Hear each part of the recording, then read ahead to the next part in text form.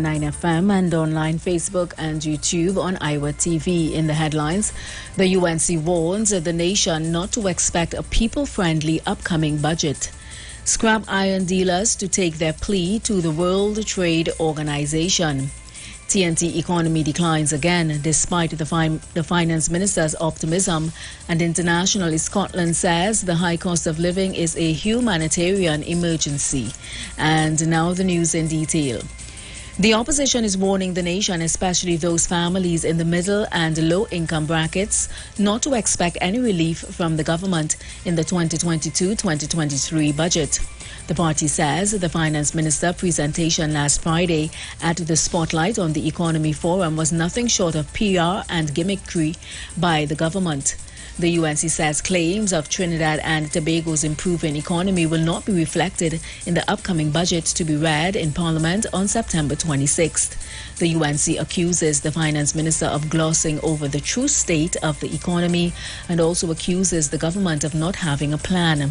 The opposition also expects the government not to provide any incentives that would ease the burden of ever-increasing food and gas prices, especially in the new fiscal year.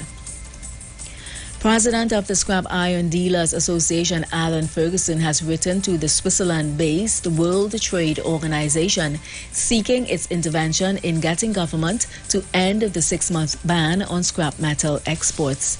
Ferguson sent the letter to the organization's Director General, a release from the association said on Monday evening. In the letter, Ferguson said he was appealing for help from the World Trade Organization, given that Trinidad and Tobago has been a member of the organization since 1995, and hence government must adhere to the WTO's guidelines and policies. The ban on scrap iron took effect from August 12th and will run until February 23rd. It was enforced as a means of clamping down on the export of scrap metals, demand for which has fueled an upsurge in crimes, including stealing items such as manhole covers, copper cable from TSTT, metal pipe fittings belonging to WASA, and even a church bell. The Central Statistical Office has revealed that TNT's economy recorded a massive fall for the first 3 months of 2022 when compared to the last quarter of 2021. This news comes 2 days after a very optimistic Finance Minister, Colm Imbert, painted a picture of an economy on the mend. The Central Bank report stated that Trinidad and Tobago's economy declined by 4% in first quarter 2022 when compared with fourth quarter 2021. This, the report explained, was due to contractions in both the energy and non-energy sectors of 1.3% and 5.2% respectively.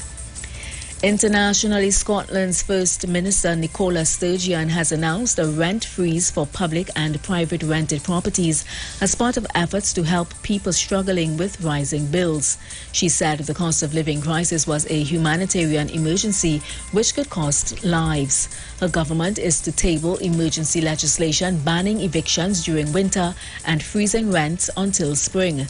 There are also plans to freeze rail fares and to boost the Scottish child payment to £25 per week from November.